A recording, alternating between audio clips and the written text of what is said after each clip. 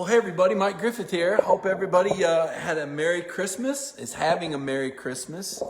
Wasn't sure if I was going to do the show. I thought, you know what? It's Friday night. I have to do the show. It's Friday night. It's still football season.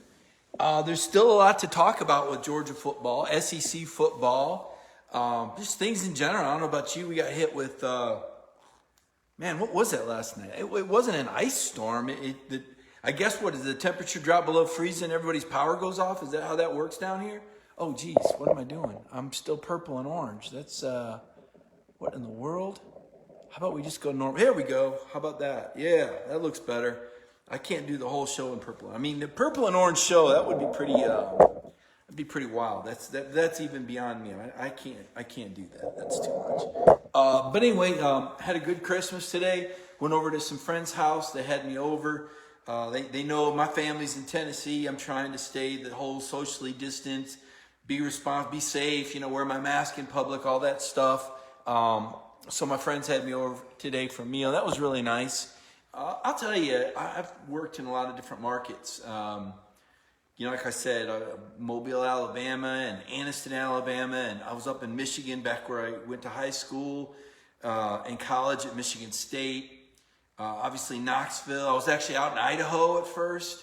So I've been in a lot of different places. And I must say that this area, this Athens, Oconee area, this is really a lot of nice people. I mean, they know, hey, Mike's a Georgia guy who lives alone, works, covers, everybody wants to make sure, hey, come over. Just a lot of hospitality and a lot of nice people in this Georgia fan base, and really appreciate that. So thank you.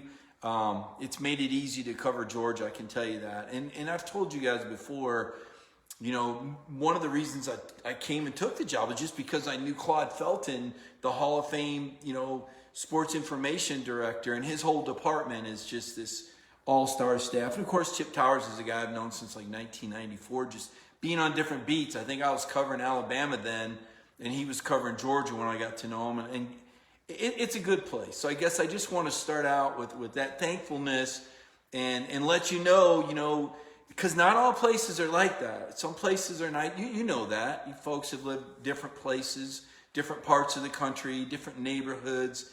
And, this is a day to give thanks for things. And I feel very blessed to be in such a nice area. It's a very good, very nice fan base. Now, if Georgia wasn't winning all these games every year, maybe it wouldn't be so nice. But in all actuality, if we're being honest, it's been a disappointing year for Georgia. I was just doing these statistics, and I'll have a story tomorrow, kind of a tale of a tape, right? Cincinnati, Georgia, who does what better. The numbers are interesting, but they're not.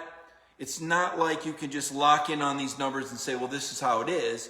Because obviously this year the SEC played conference games only, and the AAC that Cincinnati represented, they played conference games only. So the numbers, they may not translate as well as typical years when there's cross-conference games. Like, for example, if you were to go to the NCAA stats page now, you might be surprised to find out that the number one offense in the country statistically is Kent State. Kent State. Not Alabama, Kent State. Well, they're in the MAC, and they haven't really played anybody outside that would have crushed them and brought their numbers down, so they've got these big numbers. So there's part of me looking at these Cincinnati numbers with an wary eye going, well, how good are they really?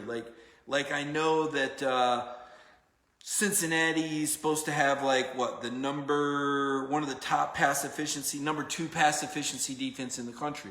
Well, how good were the teams that they played, And then there's other numbers that are kind of misleading, like Georgia's pass efficiency is 52, but that includes Dwan Mathis and Stetson Bennett. If you just went JT Daniels, Georgia's pass efficiency would be number 5 in the country. So there's a lot to these numbers. Like I said, I like looking at statistics. I think it's a good place to start. I've reached out to one of the Cincinnati writers. I'll network with him next week. We'll have some stuff on Dog Nation. Of course, I have that Monday night show, Ingles on the Beat. So I'll have that Monday night show where I'll join you guys again after this weekend, and we'll talk more Cincinnati, and hopefully I'll have that Cincinnati writer on my show, and I can interview him a little bit more about the Bearcats. It's an intriguing game. A lot of people are picking Cincinnati to beat Georgia. I think the thought is, well, Cincinnati has more to play for, right? Because Cincinnati technically, probably, you could have easily made the case that they should have been in the playoff. Based on this was interesting. My son ran this by me the other day when I said, well, who do you think should have been in the playoff? And he said, well, he would have put Cincinnati in. And I said, well, now wait a minute. Cincinnati, do you really think Cincinnati could have beat Alabama? He said, no, but if the idea of the playoff is to find out who the best team is, then why is Notre Dame in there? Because they just lost to Clemson. So we know they're not the best team. I said, well, that makes pretty good sense, right? Cincinnati, they're 9-0, probably would get beat by, but you just don't know. But you know for sure that Notre Dame just got beat by 24 points and isn't going to be the best team.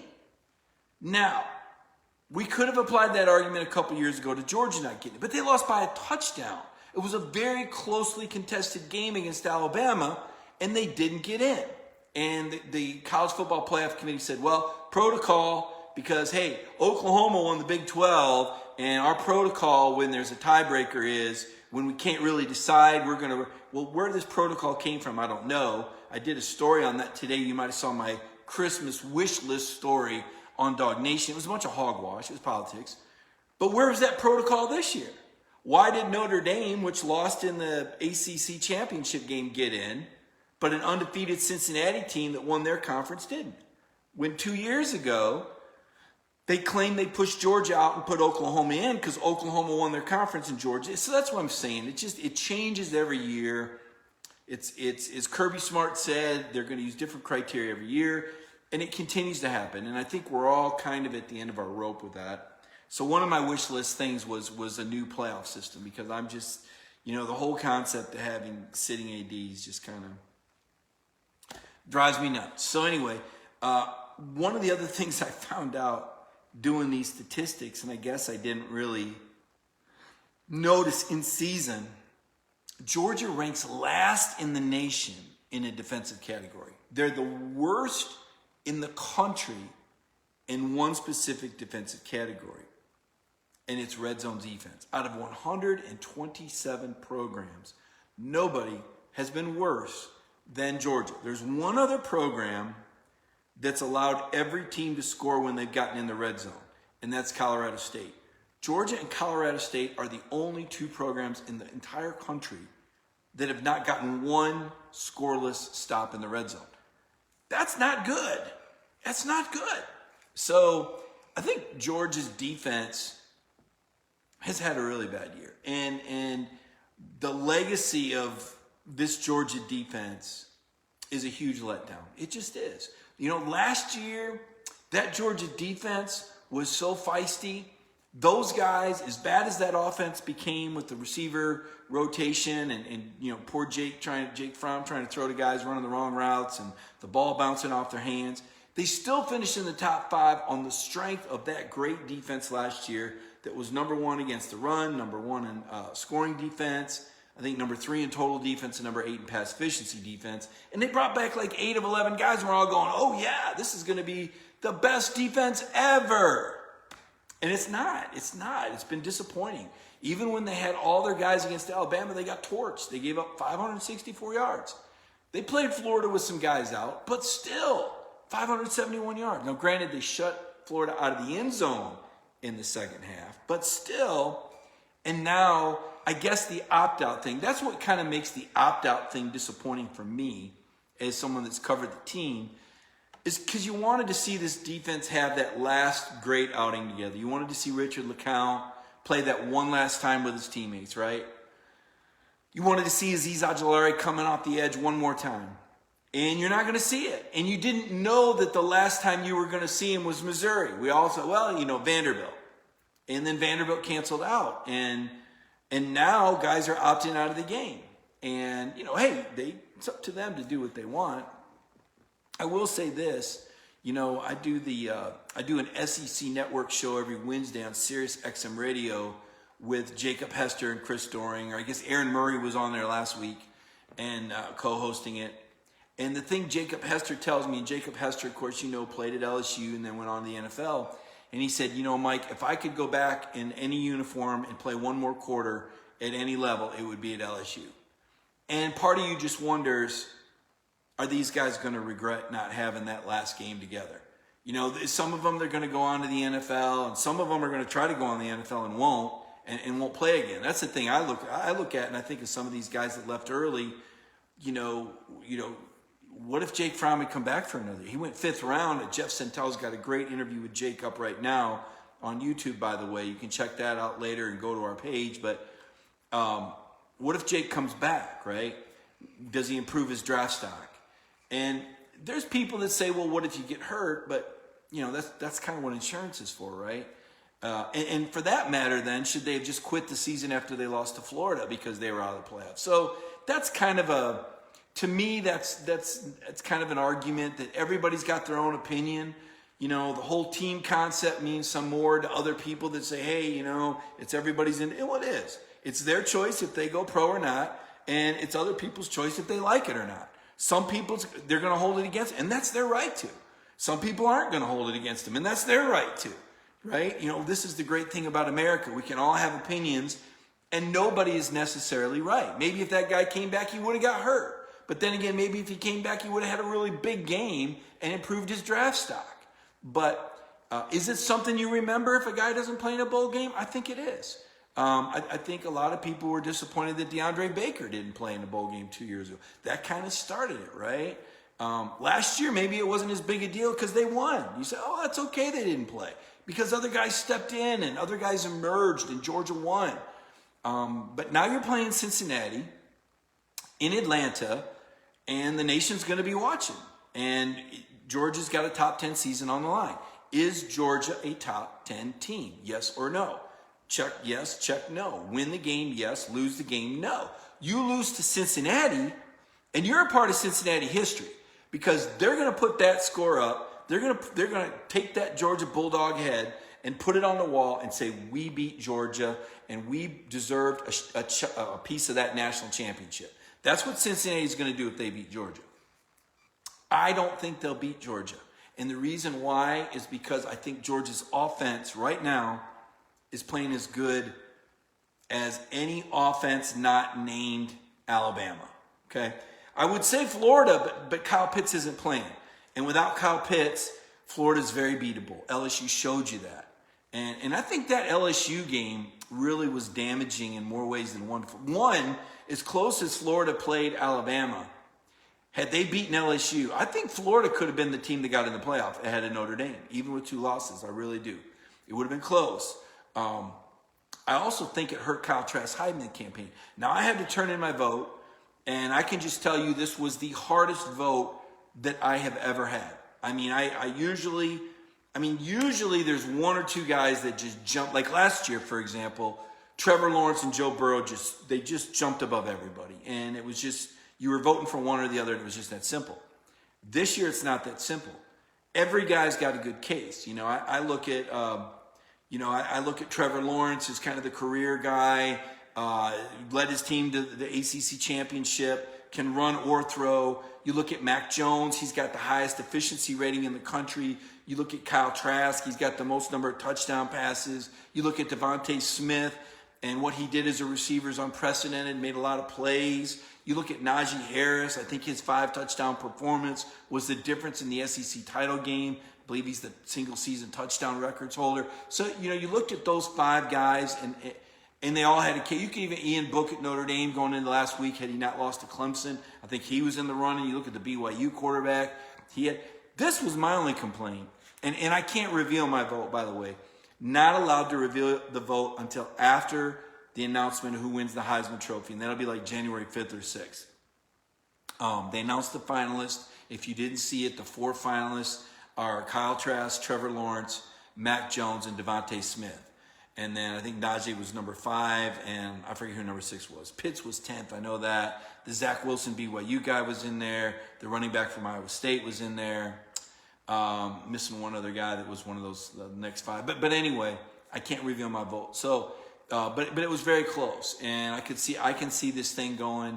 I can see Trask winning if Devontae Smith and Mac Jones split the vote. I can see Mac Jones winning because he's the quarterback on the best team. I could see Devontae Smith winning because those incredible performances at the end of the year. And I can see Trevor Lawrence winning because, he's a projected number 1 overall pick. And, he's a true dual threat quarterback with his ability to run the ball. And he's never lost a regular season game. So there's a lot of arguments to be made for all these guys. But getting back to the whole bowl thing, it's just a mess, and they need to do something about it, okay? Because this is my thing. So a couple years ago, I was pretty vocal that I thought the College Football Playoff Committee really kind of duped Georgia and shouldn't have happened. Robbie Kirby Smart was pretty upset. You remember his comments after that game. They only lost by 7 to Alabama. I mean, that's twice Kirby had Nick Saban down by 2 touchdowns and didn't finish. You can imagine how ticked he was. But a lot of people said, well, how dare you, Mike? How dare you challenge these men of great integrity, these administrators? These are the finest of the fine. They're on that panel, and they're going to put their biases aside and put on their College Football Playoff Committee hat and do what's best for the world. And I said, come on, you don't believe that. I remember talking to the late Pat Dye, and I called Coach Dye, and he said, well, what do you think? That's crazy. He said, if I'd have been on there, I'd have done everything I could to keep Alabama off. And he said, there ain't no way Georgia Tech and Florida's helping Georgia. I said, that's what I said. That's what I said, Coach Dye. Rest in peace, Coach Dye. And I said, okay, I'm not crazy, right? And talked to Roy Kramer, the former SEC commissioner and the guy that founded the BCS. And I said, Commissioner Kramer, what do you think about this? Well, he's not going to rip College Football Playoff Committee. But he said, we did the BCS the way we did with the computers to take the regional bias out of the equation. Kramer called it straight. There is bias. You cannot help having some bias. You can't help it. It's the way we're created. We're human beings, right? So you cannot legislate human nature. And people say, oh, but you don't understand. Oh, Mike, you're wrong. Oh, you're just making this case because you're from Georgia and blah, blah, blah. You're a big Georgia homer, blah, blah, blah. Okay, whatever. It's the team I cover. You guys know I'm not a homer. I'm just as critical of Georgia as anybody. But I'm going to praise Georgia when they do well. I'm calling it like I see it. And I'm lucky because when you cover a good team, you don't have to say a lot of negative stuff because these guys are really good. Because Kirby Smart's a good coach. And it's a good program. Now, when he has a bad year like he did this year, I just told you, he was awful. The red zone was the worst in the country. But so I was thinking about that. And it seemed like every time I went on the Paul Feinbaum show, Paul would go, yeah, Mike, you've had some interesting comments on the college. And I'm go, oh boy, he's going to ask me about the College Football Playoff Committee again. And Bill Hancock, who you've seen on my Monday night show, is like a friend of mine. This is a man who I've respected for years, and he's the chairman of this committee. And I really love this Bill Hancock guy. So I believe if Bill Hancock was the one making the decision, there'd be zero bias because he's like one of the nicest and best people on the planet. But now I'm going to have to talk about it again on the SEC network, how Georgia got, hosed because Georgia Tech and Oklahoma and Florida. And then I'm going to see Bill like I did last year in New Orleans, and he's going to give me that look, and I'm going to go, Bill, I just want you to know that was not personal. That's a professional. Well, Mike, I really wish you, and it's like, but Bill, so I don't like going on there and blowing this thing up. But then this year, this one I go, okay, listen, I was right, okay, nothing personal, but these men of great integrity, these men of all the finest integrity of the world, if they're athletic directors and on the college football, they're beyond reproach. Aren't the greatest, nicest people also running the Big Ten? Aren't those same sort of people of great integrity that change the rules in the middle of the year so that Ohio State could get in? Does that strike you as great integrity? Because it strikes me as self-serving. It strikes me as we're going to do what's best for our league. And if we want to change our rules mid-stride, we're going to do it. Well, no, wait a minute. Is that integrity? Well, in our book, it is. Okay. So it's just the Big Ten, though, right? Well, no, that's just the Big Ten, Mike. It's a COVID-19 year. Oh, okay. So they had to, I understand. All right. What about the men of great integrity running the ACC? Aren't those men of great integrity that are running the ACC, the Atlantic Coast Conference? Those men of great integrity decided they just cancel the last regular season game for Notre Dame and Clemson We just won't play it.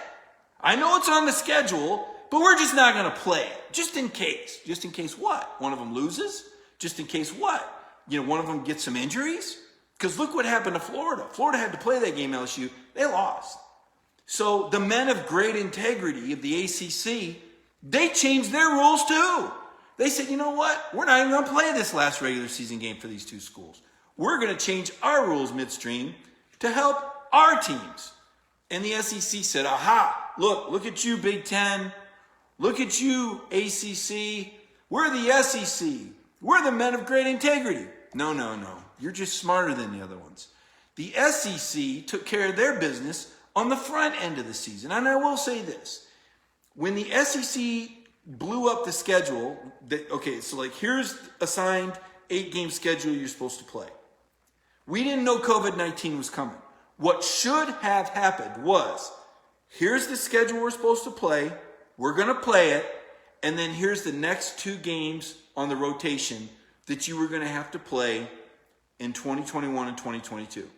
And you're going to play them because those are the next 2 up, right? But that didn't happen because that would have meant Florida would have played Alabama this year. Oh, you can't have Florida play Alabama and LSU in the same year. Oh, no. Got to change it up. In fact, let's change the whole stinking schedule. Let's arrange it completely different. Let's move some games. Let's not move others, right? So Georgia still played the next 2 teams in their rotation. But miraculously, Florida didn't. Things were moved around. Just like when there was a COVID-19 stoppage in Florida. Well, we can't just change Florida's schedule. We got to change everybody's schedule. All right. So did the SEC do that to protect Florida? I don't know. There were 3 teams that didn't play back-to-back road games this year. Florida, Alabama, Ole Miss. Now, again, the SEC ran that schedule in front of everybody in the league before they put it out. So it wasn't like they pulled a fast one. Every AD got to sit in that room and have their chance to make a case. I'm pretty sure of that. So I'm not calling out the SEC. That's not the same as what the Big Ten and the ACC did. But the point I'm trying to make is this.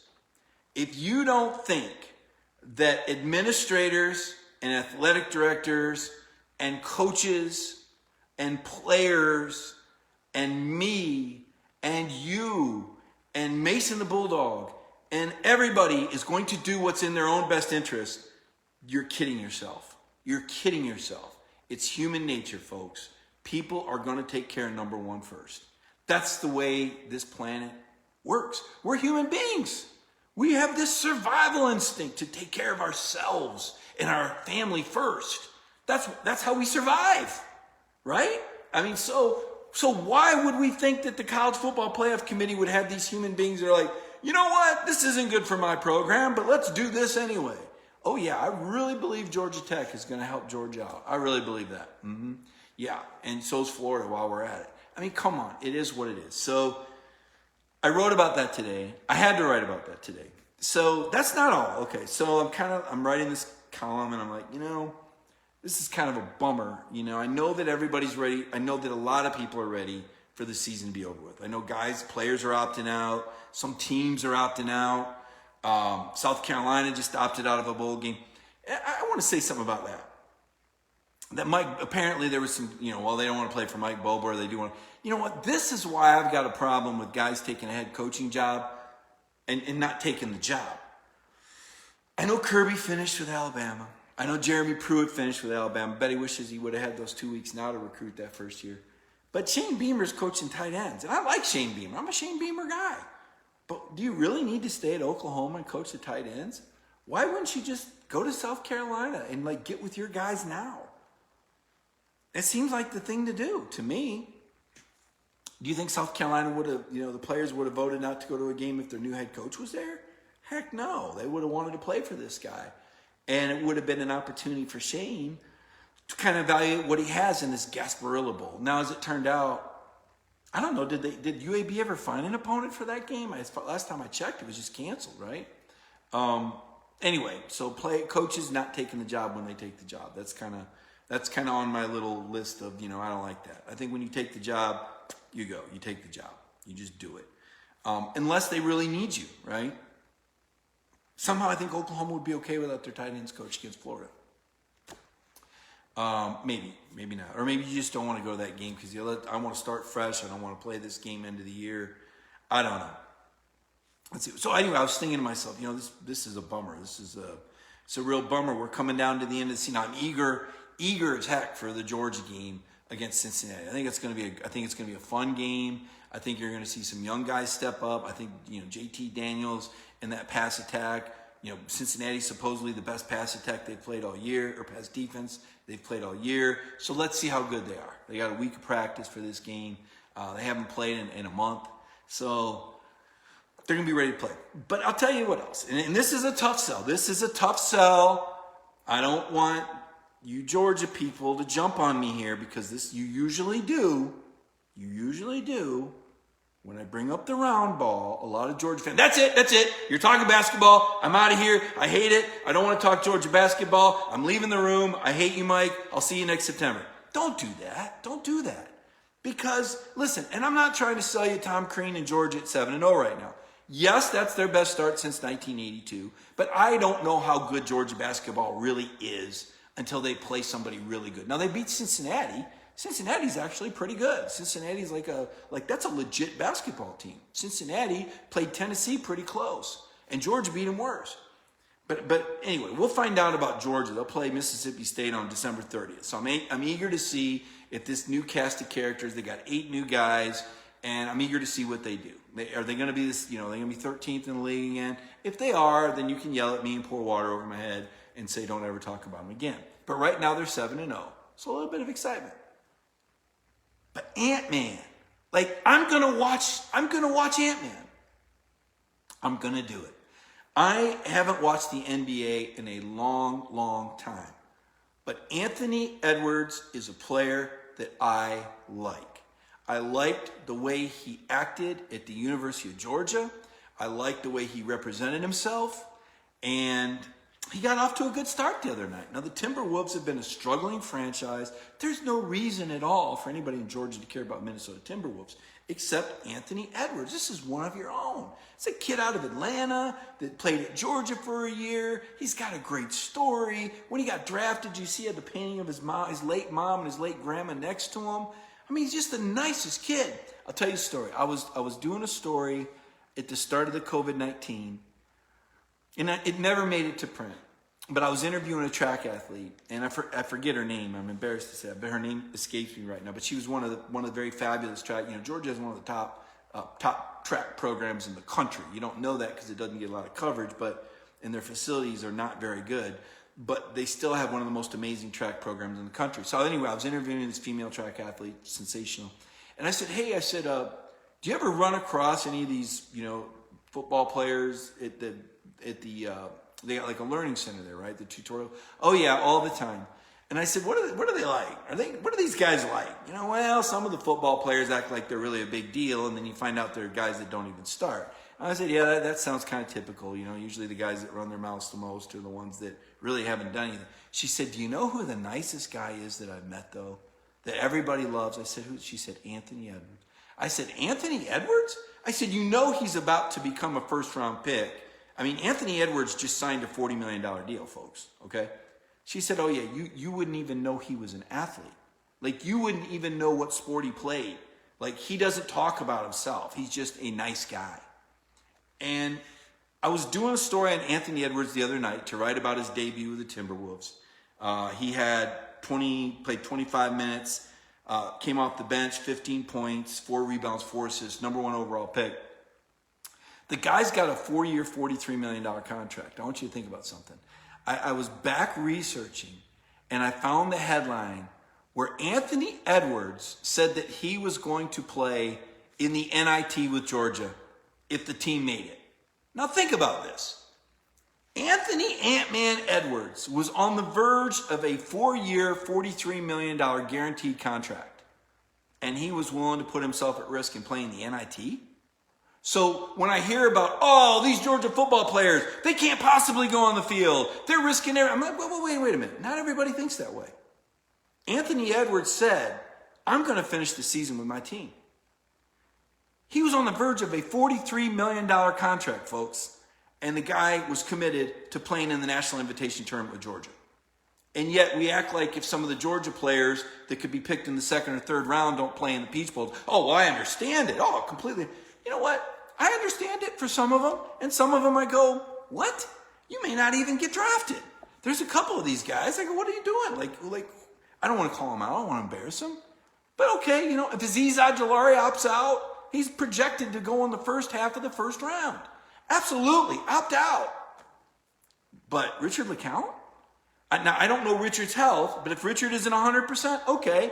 Monty Rice had a foot. If Monty's not 100%, okay, I get it. If you're not healthy, then it doesn't make sense to struggle to play in a game. But there's some guys that are healthy. You know, Eric Stokes opted out. No problem with Eric Stokes. He probably a first-round pick. He's going to run a 4.3. But there's a handful of other guys I look at and I go, you could really use some more film. I don't know if anybody's told you this, but you're not a first-round pick or a second-round pick or a third-round pick. So those are the ones I cast kind of a wary eye on. But again, it's up to each individual. They're entitled to do whatever they want. And if some of you say, hey, Mike, none of your business, then tell me that. That's fine. It's your opinion. Others, you go, hey, Mike, I agree with you. That's your opinion too. We're all entitled to our opinion. Some of you might say, I'm going to wear that guy's jersey just as proud as ever before. And some of you might say, you know what? It's changed my opinion. And that's what's great about sports, right? I did run a Twitter poll. And by the way, I'm very close to my next 1,000th follower on Twitter. Like you get near I think I'm approaching 17,000 Twitter followers. It's not nearly as many as others, maybe 18,000. But anyway, I'm like 67 away. So if you do Twitter, follow me at Mike Griffith 32. Give me that little Christmas boost, right? At Mike Griffith 32 on Twitter. And I did a Twitter, in fact, let me look it up right here. I have not written the story that goes with this yet. But I did a Twitter poll, said, how important is this bowl game to you, you know, just in general, to see, you know, how important did the fans feel like this bowl game was? And the Twitter result is this, and it may surprise you. 64% of the fans, almost 2/3, said that it's extremely important for Georgia to win this game. 27% said it's important. Only 9%, only 1 out of 10 people said it's not important. That 9 out of 10 people believe this bowl result is important to extremely important. That tells you where this fan base is at. That tells you where Georgia football is at. The level of expectation, finishing in the top 10. And I get that. And that's why it's great to cover Georgia. I would hate to cover a program that was apathetic, that just didn't care. That's kind of part of the problem with Georgia basketball, by the way. It's unfortunate, but there's not a lot of tradition. You go over to Stegman Coliseum, it's a beautiful Coliseum. It really is. The seats look comfortable, good sight lines. You have the #1 pick. Tom Crean's a proven winner. These guys play hard. They're like wasting people in the second half. Like the other day, they had against, who was it? Northeastern, a team that took Syracuse into the fourth quarter, or deep into the second half. Georgia went on a 21-0 run. These guys are conditioned. Crane is really good, and I don't know how many Georgia basketball fans really are basketball guys, but Crane runs really beautiful half-court stuff. He really gets guys set up for open shots. Their spacing is immaculate, and if they can learn to hit a shot, they'll be pretty good. Like last year, they shot like 29 or 30% from three. If they're shooting 34 or 35%, they're an NCAA tournament team. That's just making shots. That's just having guys that live in the gym and want it that bad. You know, I covered Tennessee basketball when they were like nothing and horrible, kind of like the same thing with Georgia. People think, you said Tennessee basketball, people just turned the channel, thumbs down, looked the other way. And then Bruce Pearl got there and it roared into life and it became a thing. And it was fun. It was probably the most fun I've ever had on a beat, was covering Bruce Pearl and Tennessee basketball, because he was like 5-5 against top 10 teams. Like, that's not supposed to happen. And you hope that Crane can get Georgia there. Interesting stat. I was looking on my timeline because I wrote the Anthony Edwards story about Ant-Man's debut, and he did this really funny interview. And I'm not going to tell you about it. You're just going to have to watch it. But and some Tennessee fan started talking trash. Well, wait till Tennessee play. And a Georgia fan shot back, hey, Rick Barnes has never beat Georgia in Athens. I said, that can't be right. It seems like everybody's beaten Georgia in Athens at some point the last 4 or 5 years. I looked it up.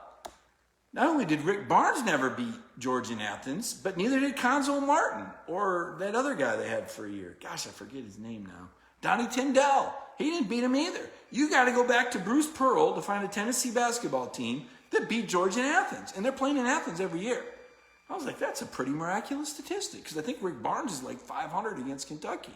But sure enough, last year, Crane and Georgia blew them out of the water. So I'll be waiting and watching, and some of you are going, Mike, really? We're being nice to you, Mike. You've gone way over on your Georgia basketball allotment, Mike. I know. But we've only got a little football left. And then we got a little while till spring football. So we're going to have to fill it. There'll probably be a little Georgia. We'll talk about the NFL draft, okay? So the players have until January 15, January 16 to declare. I don't know that they've actually set the date yet. So who do we think is leaving and who do we think is coming back? Okay, good question. Let's go down the opt-out list, and I will look that up. By the way, have you guys shared the story? Have you shared the broadcast today? It's Christmas night, Friday Night Mike. I'm counting on a lot of giving, counting on a lot of people sharing this. People going, is he working on Christmas night? Well, not really. Not really. This isn't really work. This is just me talking to Georgia, talking to people. I shared this on my, I don't think I did share it on my personal timeline. I did share it on my high school reunion page, though. That's kind of awkward. That's kind of forced. Maybe even inappropriate. Because I don't know that anybody from my high school class in Michigan really knows a lot about Georgia. But we are technically, we are talking about Bulldogs. And my high school was the Mason Bulldogs. And Mason the Bulldog is there. You see him behind me. He's in Christmas spirits. So there's an angle there. There's some localization there. There's some legit Mason Bulldog connection back there on my steps with Mason the Bulldog. And you know what? As bad as Michigan State was and as Michigan was this year, it wouldn't hurt some of my Michigan fans to adopt Georgia anyway. Adopt yourself a Georgia Bulldog. This is a good time to jump on the Georgia Bulldog bandwagon, folks. It really is. Because, again, I think they're going to beat Cincinnati and handily. And then next season, right? People aren't going to be ready for this. I'm just going to tell you, if you repeat what I'm going to tell you, people are going to laugh at you, and you're going to get called out on it by the Florida fans and the Alabama fans. And there's probably still some Tennessee fans that are going to call you out on it. But next year might be Georgia's year. It really might. I'm not kidding. I'm not just saying that. Hear me out. JT Daniels is a dude, man. I'm pretty sure he's coming back. I'm like 95% sure he's coming back. Is there a scenario he could leave? Sure. There's a scenario all of them could leave. But I'm pretty sure JT's coming back. JT Daniels thinks big. I'm going to tell you, these people, these players that I've covered from California, they're a little different, okay? Now, let me be clear on this. I'm still all over the South Florida guys. The competition level in South Florida is amazing. It's unbelievable. These guys aren't fazed by anything, okay? Because they play better competition on some of the high school fields than they'll play if they play against Vanderbilt. Seriously. So I'm big on South Florida. I'm huge on Georgia football. I've seen the Georgia football guys lead championship teams at Tennessee. Cozy Coleman, Deion Grant, Jamal Lewis, Fred White. These were all Georgia guys. Steve Johnson. Tennessee can't win a national title without Georgia guys in '98. So I've seen firsthand, covering Auburn, Georgia guys. Okay, Georgia high school football is incredibly good. The level of coaching, the level of competition, these are great schools. To me, to raise a family in the South, public schools, I'm moving to Georgia. I'm just going to tell you, number one, some of these beautiful high schools, they look like college campuses. I know Georgia paid a little more tax than the surrounding states. I'm like everybody else who wants to pay tax. But Georgia does an incredible job with their school system, educators and coaches in sports. So Georgia football, okay? But California guys, now California is different. California dudes are different. Why do they, first of all, the ones that come to the South are coming because they want to play big time football. Because in California, Everybody's kind of doing their own thing. It's such a huge state that football gets lost in California. You've seen that with teams, with franchises folding, right? You've seen that with college teams that can't draw more than 40 or 50,000. You're like, wait a minute, that's the USC Coliseum. How can they not be? Because it's California. Because there's so much to do. There's coastline, there's windsurfing, whatever. Everything you could want is in California. Every mountains and oceans and, whatever you want. San Diego Zoo, I don't know. There's so much to do that football gets lost out there. You come to the South, particularly the Southeastern Conference, and you're a good football player, and more people know you than the governor. Like Jake Fromm, I'll bet you more Georgia kids could tell you who Jake Fromm is than name the governor of Georgia right now. I'll bet you that. And certainly Herschel Walker, right? Anyway, surprised he's not immortalized in some statue or something yet. He will be at some point. But anyway, the California guys. So the California guys that come to the South are coming because they have a very serious intent to play elevated football in the spotlight, right? Because they can't get that back home. You can't get it. Even the USC shine is kind of worn off a little bit. But they don't get phased. That's the thing I know. Like, so where am I drawing this experience from? So I covered some guys like Casey Clausen is still a guy I talked to. You guys remember Casey Clausen? Georgia was Casey Clausen's Achilles heel, by the way. Casey Clausen beat Alabama in his first start. Kicked their butt. Beat Steve Spurrier twice at the Swamp. Casey was a gunslinger and really second only to Peyton Manning. But Georgia was his Achilles heel. So maybe the Georgia fans don't have the same reverence for Casey Clausen that everybody else does in the league because he beat everybody else. But Georgia tripped him up. But when Casey went to Tennessee, they had that thing with Florida going, just like Georgia. And Florida was in Tennessee's head. But Casey was like, I'm like, aren't you nervous? Aren't you scared? He's like, Mike, it's 100 yards. It's a patch of grass in the middle of Florida. I just want to meet Aaron Andrews. I'm like, wait a minute. Casey, you're getting ready to play Florida in the Swamp. Let me tell you, Peyton Manning never beat Florida in 4 tries, Casey. Do you understand what you're up against here, man? Yeah, it's a field. You call it whatever you want. Swamp, Gainesville, I don't care. I just want you to tell me, is Aaron Andrews going to be doing the interviews? Yes, she's supposed to be at the game. That's all I care about. That's all he cared about. I said, really? Like, you're not worried about this? No. California guys, they're not worried. They're not worried. You're not freaking them out. They live in a humongous state. Every day they got earthquakes under them, or mudslides, or tidal waves. They're not going to be afraid of a rivalry. They got earth, like I said, they wake up every day with earth. Well, the earth could cave in beneath me and I could fall in a big hole. You get used to that. So all of a sudden, going to play in Gainesville doesn't seem like such a big deal, right? I don't know. I think it's the earth. I'm going to call it the earthquake philosophy. Why are California people so cool? Because they grew up with earthquakes. Because the ground their house starts trembling them around them. They see houses fall off of cliffs into the ocean. They have unbelievable forest fires. So you got to be pretty chill to live there. Because every day it's something. You might see a movie star. You can't. Yeah, that's The Rock. But you know what? Last week it was, Eric Estrada or Farrah Fawcett or Kid Rock or I don't know. But California people, they don't get mad. Like, California, chill. Nothing freaks them out. But my theory is because they live amongst the earthquakes. If there were all those earthquakes and every day I had to realize, my house could fall in on me today and there could be a hole in the ground and I may fall in the ocean. After a while, you kind of go, no reason to get worked up over things. Things could always be worse, right? So the California dude, JT is a California dude.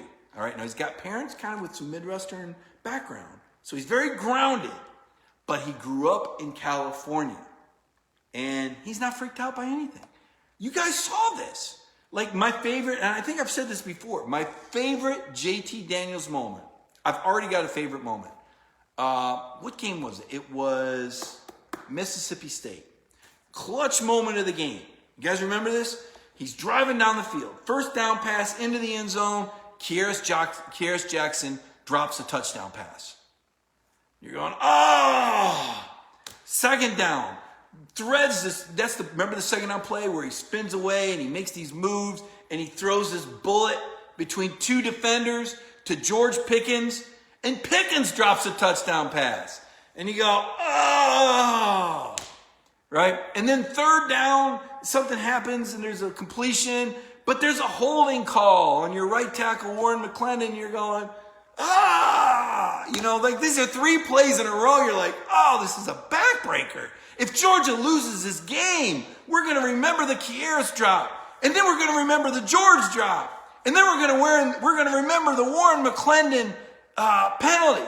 And what does JT Daniels do?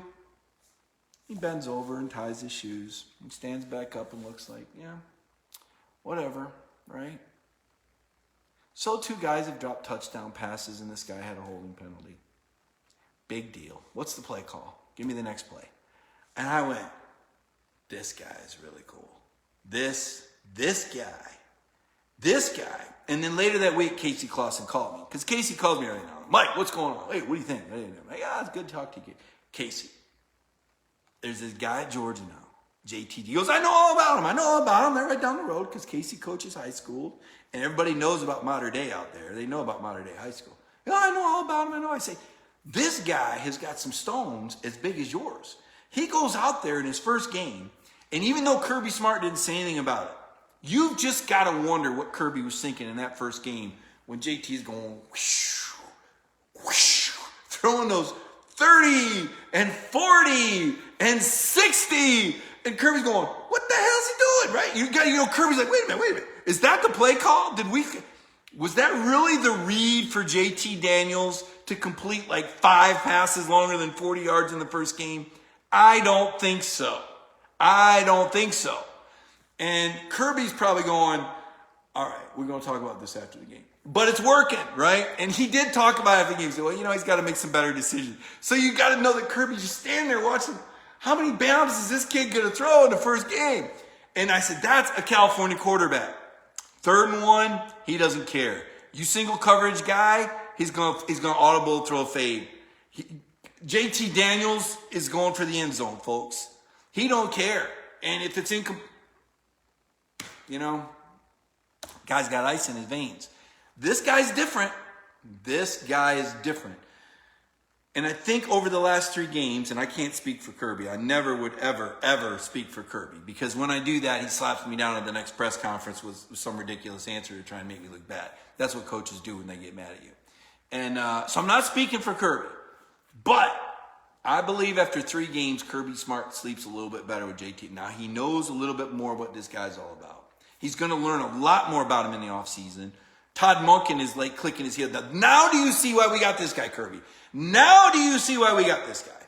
Well, Kirby knows because Kirby signed off on it. Kirby, I know how good he is. You don't got to tell me. Remember after the game, we're like, Kirby, blah, blah. And he's like, well, how about you guys give us some credit for having the guy on the team? Forget about when he was ready to play. Give me some credit for recruiting this guy.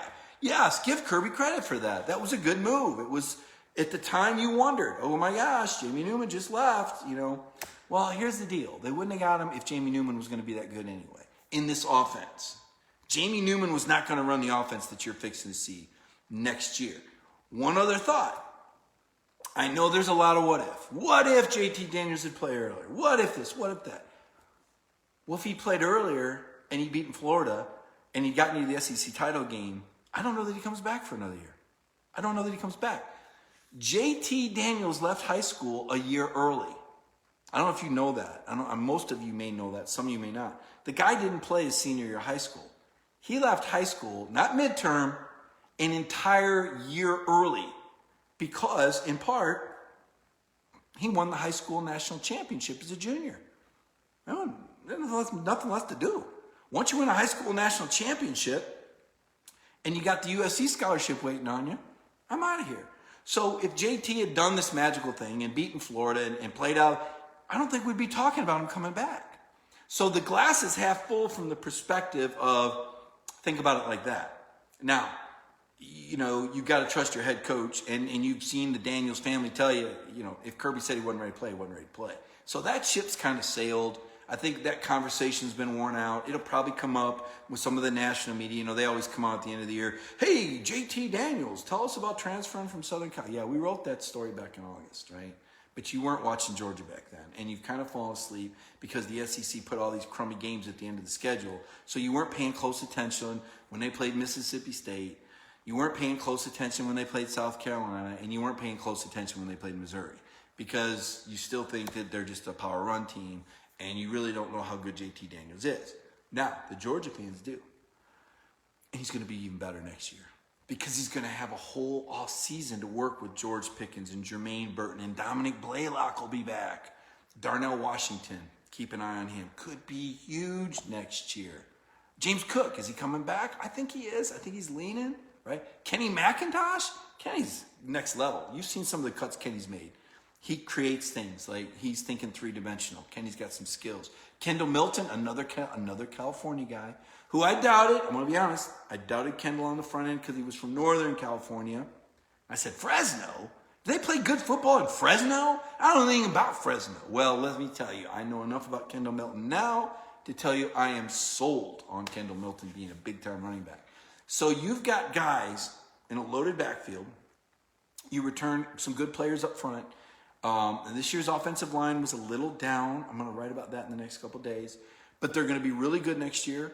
And you got your top 5 yardage receivers coming back. And you got JT Daniels coming back. And Alabama loses Mac Jones. And Florida loses Kyle Trask. So who's going to beat you? Who's going to beat you? I don't see it. I don't see it. I don't see it. I think Georgia next year wins the SEC. I'm going to say now their defense has got some work to do. Because we were just talking about who's leaving, and Jordan Davis is that guy. Does he or does? I mean, 6'6", 335. I mean, you see Jordan Davis on the field. This is not an exaggeration.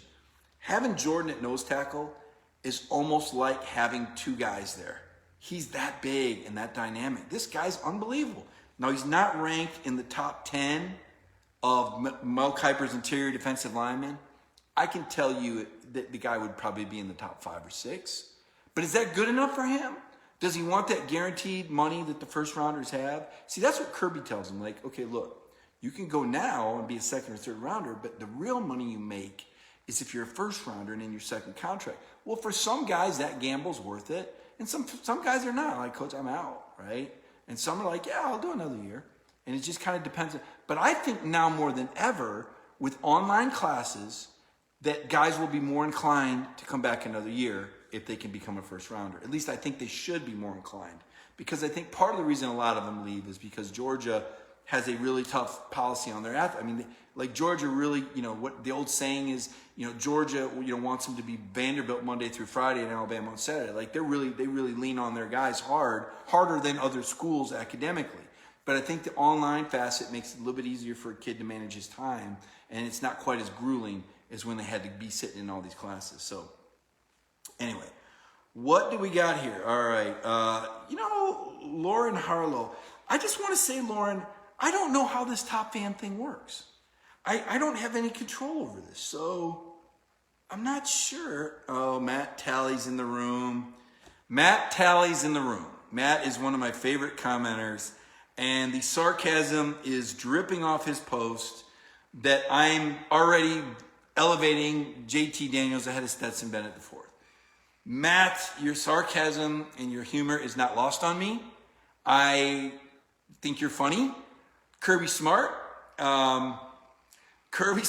likes Stetson Bennett. My question, who's going to be number 2? That's my question. Is Carson Beck or Vandegrift going to beat out Stetson Bennett? Like, what's Stetson Bennett's role going to be? And don't hate on Stetson Bennett. I know, guys, I got a little ornery the second half of the season.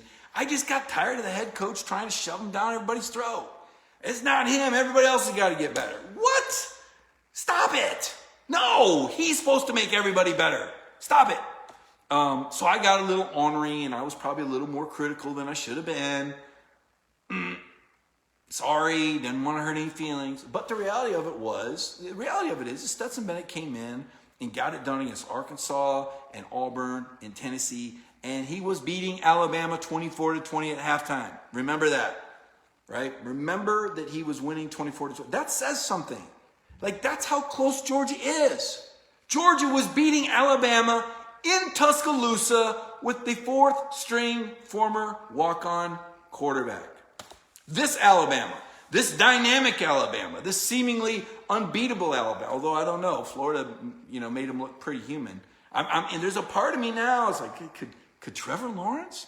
Could Trevor beat him again if he gets to him? Because Kyle Trask, who, is the Papa Shot guy, you make him move his feet, he doesn't do much. But if you let him stand in one place, he hits 100 shots in a row like a Papa Shot guy. Florida kind of took Alabama a little bit deeper into that game than I thought they would. If we're being honest, Florida looked pretty good against Alabama. They really did. They did pretty well. I was impressed. Now, are we going to see that team against Oklahoma? I don't know. Florida, Oklahoma, is that a game that interests you? Is that a game Georgia fans have a stake in? Do they want to see Oklahoma win? Do they want to see Florida win for SEC pride? I don't know. A lot of questions. But getting back to Stetson Bennett. Look, this kid did all that he could possibly do. He was put in a ridiculously difficult situation. And he won the games he was supposed to win. And he lost the games that he was supposed to lose. And had he not gotten hurt at Florida, we don't know. We don't know. We know they were winning 14-0 when he suffered the sprained shoulder. And he couldn't throw the ball after that. I don't know what would have happened. So instead of asking if JT Daniels could have played, you should say, what if Stetson Bennett hadn't gotten hurt? That's what you technically should say. But he's a tough kid. He's earned his spot. He's impressed. And I think he's right there. I think he'll be the number 2 guy early next season. We'll see what Carson Beck and Brock Vandegrift do. Or is this a situation where somebody's got to leave? I don't know. Last year they went in with 4 guys, and Dwan ended up going to Temple, I guess, right? Other news, Jermaine Johnson in the transfer portal. That's the one I don't really get. Like, if you're Jermaine Johnson, why don't you come back another year at Georgia? Like, this is like big-time football. You could win a championship here. I wonder where he's going. I will say this. I had a Michigan State guy reach out to me and ask me if I had contact information on Jermaine Johnson. So I wonder if he'll end up in the Big Ten. He's from Minnesota. Maybe Mel Tucker recruits him. Mel plays a similar system. It'd be an easier transition to Michigan State. I don't think their program's very good. But, I don't know. Keep an eye on that one. What do we got here? Guys, what else? I'm about ready to close it down on Friday night. I got to get to Yellowstone. You guys been watching Yellowstone? Like, I'm signed up for Yellowstone now. Like, that's my latest binge watch is Yellowstone. And I really don't have a lot of time for TV. So it's like you're going to bed and you turn the TV on, and some nights you can stay awake for 2 episodes and some nights you can't. That's my version of binge watching. But gonna watch some Yellowstone tonight. Gonna look forward to the weekend. Some bowl games coming up this weekend. Like watching football. I told you I'm gonna watch some Anthony Ant-Man Edwards. I like this kid. He's a great kid. He's a great representative for your school. Hope that he gets in with some good older players. I mean, the guy, this should be his freshman year of college. Like last year he played at Georgia in what should have been his senior year. He wasn't even 18 years old. I mean, he's just a young guy. But he's just such a kind, charismatic guy. So I don't know if you got you some Ant-Man yet, but he's a good dude. He's a fun follow. What do we got here? Tally says, yes, you beat Florida with JT. I agree. What does Jason Clusser say? I think Jason's right. It wasn't just the quarterback position. Jordan Davis was out. Richard LeCount was out. Julian Rochester had just gotten hurt. You were missing your interior defensive line. Obviously, the quarterback situation hurt you. You had 4 guys hurt in that Kentucky. That October 31st was a bad year. It was a bad year. What was my favorite Christmas present? It's really not about the presents anymore. It's about the memories. So as I said, I didn't travel to see my granddaughter. I've got a young granddaughter. She's 3.5. And I bought her some dinosaurs. And I wondered how she would do with dinosaurs at 3.5. So I had my daughter send me the video of her opening it, and she loved the dinosaurs. So that was my favorite thing, was that she loved the dinosaurs. And that's like, I knew that was gonna work. I knew they were gonna love it. I knew she would love the dinosaurs. Don't question my gift giving. I know what 3-year-olds like. I can buy good toys. She dug the dinosaurs, even with the giant T-Rex. Because you got to have a giant T-Rex to chase all the other dinosaurs and make all the other dinosaurs hide. When you play Make Believe, you're going, wait a minute, way too much information here. That was my favorite gift, was seeing video of my granddaughter open a gift that I got her that she really enjoyed. So what do we got here, guys? Good to see Aiden Cruz here. Francisco, that's a good question. Kind of skinned my comment, Tally says.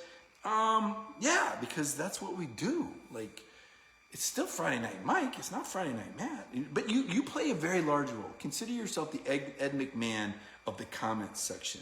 Mike Zambezi says our offense used to be a dinosaur. Let's hope it's extinct. I think it is. I think that's why you hired. But listen. In all fairness, in 2017 with Chubb and Michelle, that Georgia offense was awesome. I mean, you just pulverized opponents. You dominated opponents. And in 2018, you were right there. Jake was the number 5 pass efficiency guy in the country in 2018 when he had a few NFL receivers. I don't. But what's that? No, I don't hear anybody talking about Justin Fields anymore. Do you? Oh, because he threw 3 picks against Indiana and 2 picks against Northwestern? No, I don't hear people talking. Does that mean we don't have to listen to any more Jake Fromm, Justin Fields talk? Because Justin Fields has looked pretty ordinary this year. And I'm surprised. Now, as soon as I say that, you watch Ohio State go out there and club Clemson, right? But watching that Ohio State Northwestern game, I was like, this don't look good. I don't even know who these Northwestern guys. This is like Vandy and purple, and they're like giving Ohio State the business here. Let's see what happens to Justin. Would it surprise you if Justin Fields came back for another year? I don't know that I'd be totally surprised by that. Maybe he will, maybe he won't. Incredibly talented guy. But it just goes to show you that it has so much to do with who's around you. Listen, Justin Fields is every bit as good as he was last year. But sometimes the guys around you aren't as good. And that affects you if you're a quarterback. Just like it did Jake from 2018 to 2019. It makes a difference. It would affect JT. Part of the reason JT chose this place over Tennessee or Washington or what was the other school? Tennessee, Washington, LSU. One situation, but the offense and the guys he'd be playing with. So it makes a big difference. What do I expect next year for the UGA offense, Aiden Cruz says? I think it'll be a pass-force offense. I think you'll see more volume. Not quite as much as Florida and Alabama, but more. I think you'll see Kirby Smart go deeper into the fourth quarter throwing the football. I really do. I think Kirby recognizes that if you're going to turn into this passing offense, that you've got to have maintenance, right? You got to have roster maintenance, and you got to get guys the ball. Receivers need the ball. Them getting reps blocking isn't the same as them getting a 5-yard out route. Mom, look, I caught the ball, right? You got to get these guys the ball. You got to give them the sugar. You got to feed them. And I think he'll recognize that Kirby's evolving, okay? This is new. Saban had to go through it. You saw him pull his hair out and scream at Lane Kiffin for 2 years. But Saban had to go through it. Kirby's not going to be that demonstrative. He's not going to yell at Todd Monken or say anything ridiculous because he doesn't. He's a classy, first-class guy. But I do think he recognizes that things will be a little bit different next year in terms of what else we got here. You guys got any more questions for me? It's been a fun show. Spontaneous, Friday Night Mike, just doing it for the heck of it, to visit with you, share some thoughts. I gave you some Cincinnati stats on the front end. Yeah, and Monday night, gave you a little tease. I'm going to have that guest on from Cincinnati Monday night. We'll talk with them. We'll have some content up this weekend. Tomorrow, tail of the tape, Georgia, Cincinnati. Francisco wants to know what's the word with AD. I'm bullish on Josh Brooks. You know, if you like the way that things are going right now in Georgia athletics, and you like the job that Kirby Smart's doing, which I think 99.9% of the people would tell you they like the way things are going overall for Georgia athletics, and they like the job that Kirby Smart's doing, then bring somebody in that's going to continue that. Don't throw into coverage. You know that Josh Brooks works well with Kirby because Josh has been doing a lot in the last year. So keep the peace. Josh Brooks is ready. He's a talented guy. He's 40 years old. He's the right age. I think there's a mutual respect with him and Kirby. And he's been around big-time football. He's been an AD before. He started out as like a student manager at LSU. He worked he was around Saban. And then he was at Louisiana. I want to say he was at Louisiana Tech when they actually beat Saban in 2006. I think he was on that staff. But he's a guy that's been around Georgia. He's been here twice. I think this is a career stop. I think this is a destination job for him, so it's not like he's going to leave in 5 years. That's why I like Josh Brooks. Now, I understand why they've got this national search committee and they want to take into consideration everyone, and they absolutely should do that. But if you're asking me, because of the level of success that Georgia's had and because of the belief in Kirby Smart, I think you hire the guy that you know works well with Kirby, and it will maintain the momentum that the Georgia athletic director has. Is Daniels in the conversation for Heisman next year? You know, there's always Georgia guys in the conversation at the start of the year because a lot of winning the Heisman is being on an undefeated team. I mean, there was Jamie Newman talk for the Heisman before we even saw him in the offense. So a lot of it has to do with being the quarterback on one of the best teams. You're automatically on the board. So yes, at the start of the year. I'm not sure what happens once the season starts. So I'm going to call it a wrap. Hey, Monday, Brandon Adams will be back. All right, so we're all excited about that. Our Dog Nation family ready to wrap our arms back around Brandon Adams. He will be back, Dog Nation Daily, Monday morning. On the Beat will be Monday night. And what we're going to settle into our car, it's going to be just like a regular game week, right? We got Georgia playing a week from tomorrow. Is that right? Is that right? Is that when that? I think it's a week from tomorrow, January 1st, right? Wait, 25th. Let's see. 26th is Saturday. 27th is Sunday. 28th Monday, 29th Tuesday, 30th Wednesday, 31st Thursday. Yeah, next week, next Friday. So it's just, well, so it's not exactly like a game week. Almost like a game week. So Monday is Tuesday, a game week. Don't get confused by that. Georgia basketball on the 30th against Mississippi State, they open up. And Georgia football against Cincinnati. We're going to find out. This is a top 10 team. We're going to find out. So appreciate you guys hanging with me. Hope you all had a Merry Christmas. Be safe. Stay safe. Keep your masks up. We're almost through this. The vaccine is here. So everybody, be safe, be happy, have a wonderful Christmas night, and thanks for sharing Christmas with me. I really appreciate it. Have a good one.